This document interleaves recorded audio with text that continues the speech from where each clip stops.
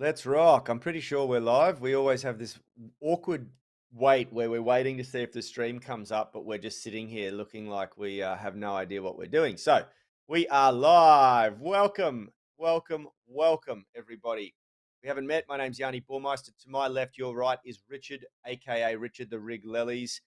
We are co-founders of Unity Gym and the Unify Movement System, unification of strength, flexibility, and fitness, where we turn driven people like yourself into athletes. Now, today we are having a deep dive discussion based on a really great question that we were asked. It was more of a comment. No, actually, it was a question. Yesterday in our coaching call, we addressed it by one of our legendary program tribe members. For those who don't know, we have the program membership and the coaching membership at Unity Gym, and slightly different tiers of membership. And it was about intermittent fasting. This gentleman, for those of you who don't know, I'm quite a proponent of time restricted eating, intermittent fasting. And I do it because it suits my lifestyle and I enjoy it and I enjoy the way it makes me feel. But there is a raging debate as to whether intermittent fasting is good for building muscle. And that's what we're going to dive into today. And it was based off a great question and conversation we had yesterday on the coaching call. Before we do, please comment and let us know who you are, where you're tuning in from, and hit that like button. I'm just going to do that myself over on YouTube because we are streaming to both YouTube and our Movement Mastermind Facebook group. I can see we got D-Mac on the YouTube channel tuning in live. If you haven't already, tribe, get yourself over to the Movement Mastermind Facebook group. There are three really, really great reasons why, and many more. The first and most obvious is that you get access to our best flexibility routine for free. It's our 20-minute routine. It was our most popular. We used to sell it. Now we give it away for free if you join that group. You also get an opportunity to join RAD for 5 days, absolutely free, for our flexibility challenge. And it is really designed to give you a breakthrough in your training. It's delivered via Zoom. It's an incredible course. And finally, you get to post videos and ask questions at a slightly higher level than what we can provide coaching for or feedback or tips on YouTube. Otherwise, just enjoy, sit back and enjoy the show. Richie, how are you today? Right, Yanni, this is a good topic to talk about today. I think intermittent fasting has become ever more popular recently. For whatever reason, maybe it's the rise of autophagy being sort of highlighted in science, and this sort of concept of it being like the healthiest way or the best way of eating. But I think there's a lot of consideration that needs to go into before you adopt intermittent fasting and whether it's actually suitable for your goals. Yeah. Just realised that I don't have my Your lights on. well, I do have my lights on, but I've been setting my lights up as a little bit of a blue and yellow background for the geopolitical crap that's going on right now. So there you go. Ukraine, I've got your flag on my wall in the back in my lights. Good morning, Kumran. Good morning, Christy Lovejoy, joining us live in the UMS Movement Mastermind group. Now, yeah, look, to kick this off, and I think what's really important to note is that for a couple of decades, the only real research we had on intermittent fasting was done in animal studies, in clinical trials on animals, on rats and mice. And uh, the research, like the results that we were getting were very, very good. Within only a few short days in a fasted state, you were getting the turnover of new cells in organs like the liver, and you were even able to reverse type 1 diabetes after a few days of only a few days of fasting in my studies. Like the health transformation results were very promising. Now it's only, and that's what started the craze of intermittent fasting and popularized these sort of diets. Then, in the meantime, there was a lot of research done by people like Dr. Sachin Panda from the Salk Institute on and he's one of many, on time restricted eating and circadian health. And that basically sort of builds on the fasting pathway science and the benefits of fasting, but then starts to align the restriction of calorie consumption or food or anything, any xenobiotic, anything that activates the bacteria in our guts and our digestive system, um, uh, to align with our circadian rhythm. So essentially, when the sun rises and sets, because we are diurnal creatures, just like the bacteria in our guts, meaning that we're awake during the day, as opposed to nocturnal, which is mice and rats and rodents. And so we, there was a plethora of great research coming out of that, off the back of that, that sort of indicates that it is much more healthy to eat food, consume food during the day, not in the evening. And the earlier we cut off that feeding window, seems to be the better for our health. And then on the back of that, we started to get a lot more clinical data from studies in humans around fasting. Now, unfortunately, although there are still many health benefits to it, what we have found is that the results that we were getting in mice and animal studies take a lot longer to actually achieve in humans. Humans are slightly different, our metabolisms are slightly different, and so essentially, all of these really amazing health benefits from fasting pathways that occur in mice only after a few days take much longer in humans. And so, what does that mean for you and me if we're wanting to do intermittent fasting? Well, you kind of don't like what you've got to do now is try and figure out whether the risk versus reward weighs up, because what we do know around building muscle is that it's very, very important that we maintain our healthy muscle tissue over a lifetime. We start to, from the age of 50, we start to lose it at an alarming rate, and it's sort of downhill curve from about the age of 35 for most people, and so there becomes this question: well, do the health benefits of fasting regimes outweigh because sorry, I should say this before. It's very difficult to meet your dietary protein needs on a fasting regime to maximize muscle protein synthesis throughout the day, because we do know through a lot of great research from people like Dr. Gary Slater, even Lane Norton is a PhD on muscle protein synthesis. These guys will support the argument that you can't feed all of your protein in one or two meals. They refer to it as backloading protein. We tend to, on a Western diet, have very little protein for breakfast and lunch, and then we have a huge protein piece of meat for dinner, or whatever it is, if we're a vegetarian or vegan. But we backload our protein, having it late in the evening. Now, our body sort of hits a quota with protein where we use a certain amount of it to initiate muscle protein synthesis, which is great for our muscles. And then the rest of it just gets consumed or burnt off as energy. And it's some would argue a very expensive way to get your energy when you could just eat white rice or something like that. So we have this sort of conundrum where we need to spread our protein out. Now, of course, if we're eating in a very small window on an intermittent fasting regime, for me, it's an 8-hour window from about 12:30 till 8:30 in the evening.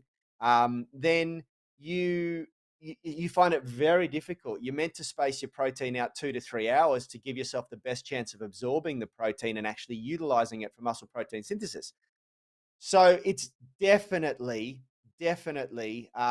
a consideration, and one would argue it's not optimal for building muscle. If you want to build muscle, then you want to be spacing your protein out throughout the day, and you want to be getting, for me at 90 kilos, it's about 200 grams, 180 to 200 grams of protein per day.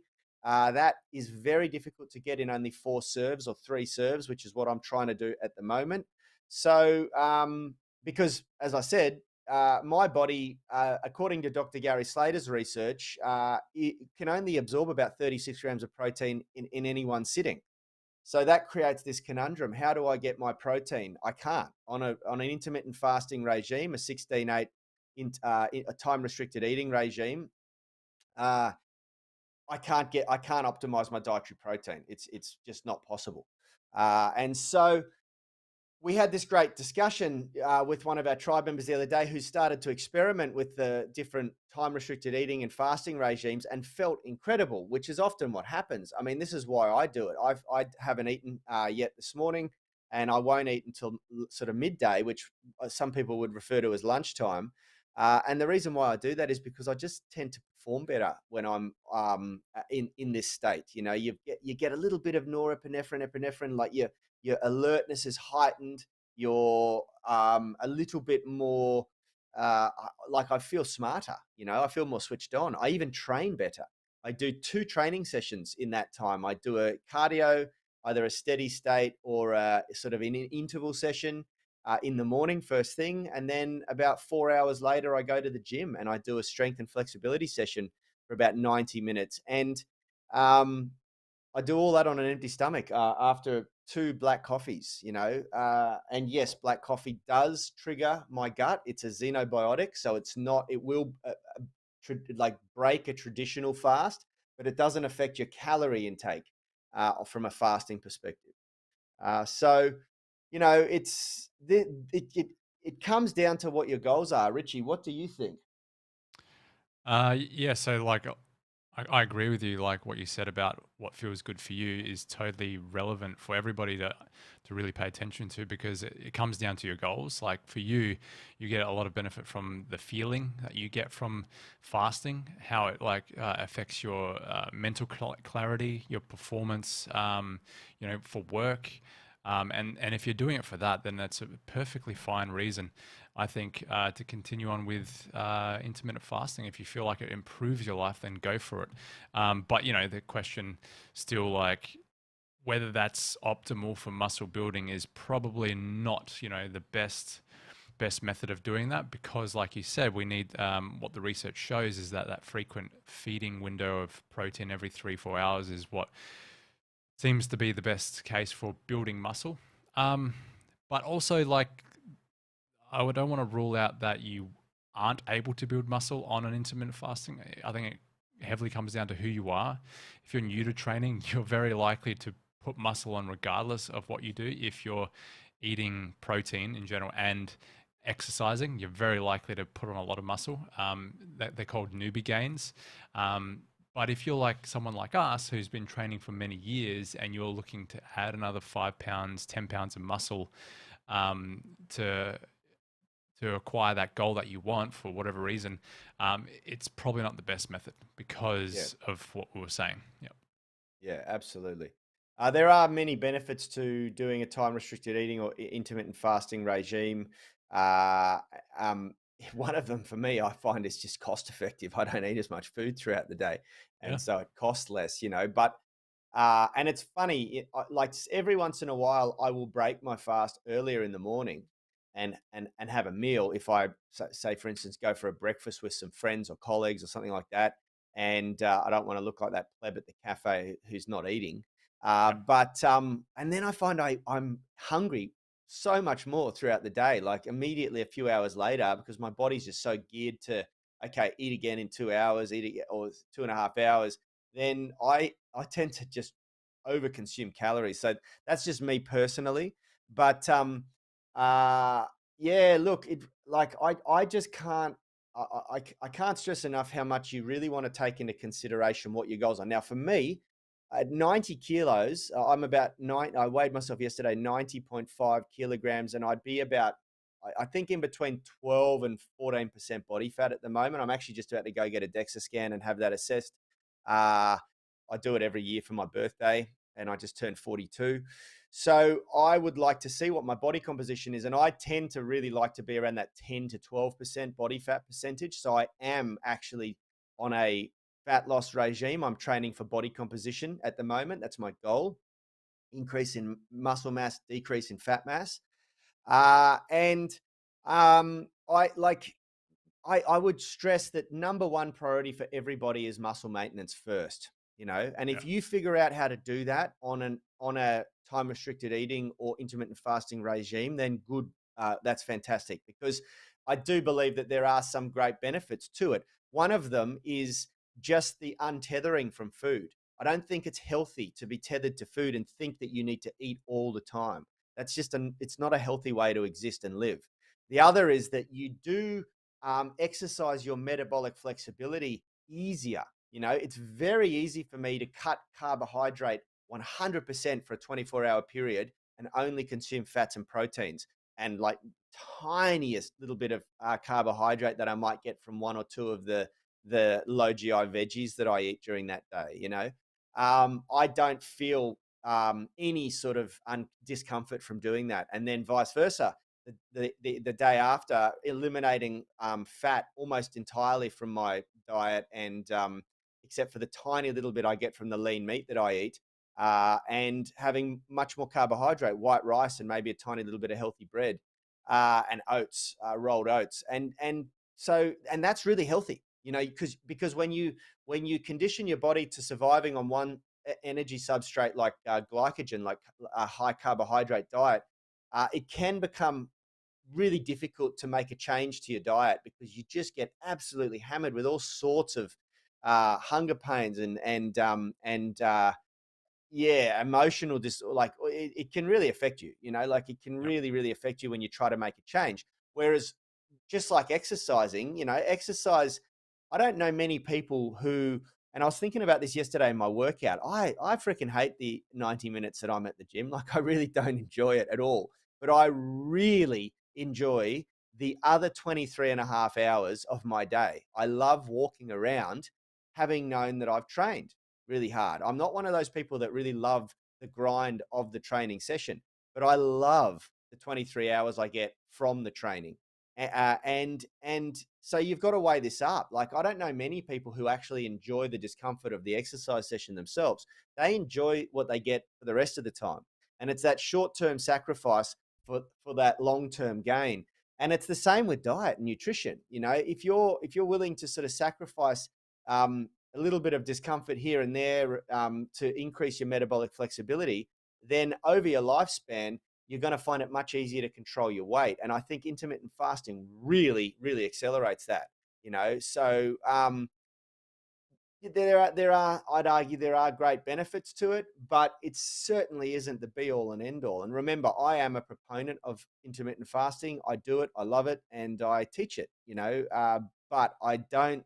I'm not a zealot. I'm not a fasting zealot. I don't claim that it's the best way to eat. Mm. I think, what do we like with time? I think we're running a bit over time.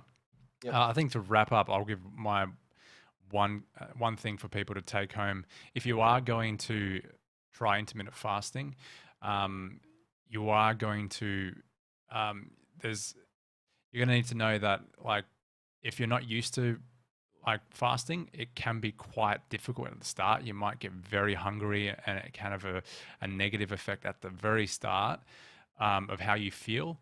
But that does tend to go with a bit of practice, bit of time, a couple of weeks into it.